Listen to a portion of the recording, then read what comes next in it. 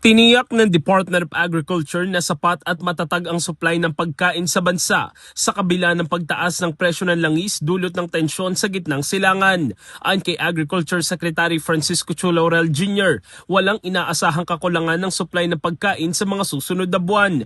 Nananatiling matatag ang supply ng bigas. Ayon sa National Food Authority, may humigit kumulang 400,000 na metriko toneladang buffer stock na sapat para sa 10 araw.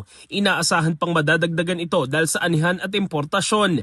Pinalalakas din ng DA ang pagbabantay sa presyo ng pagkain, kabilang ang posibleng price cap sa imported na bigas at pag-aata sa Food Terminal Incorporated at Planters Products Incorporated na magbenta ng mas murang produkto. Sapat din ang supply ng gulay, baboy, mais, asukal at sibuyas dahil sa patuloy na ani at produksyon. Gayunman, sinabi ng kalihim na maaaring bahagyang tumaas ang presyo dahil sa mas mahal na transportasyon. Samantala, ayon kay Assistant Secretary Genevieve Guevara, magpapatuloy ang P20 Rice Program hanggang June 2028. Sa kabuuan, nananatiling sapat ang supply ng pagkain habang patuloy ang hakbang ng pamahalaan para mapanatiling abot kaya ang presyo.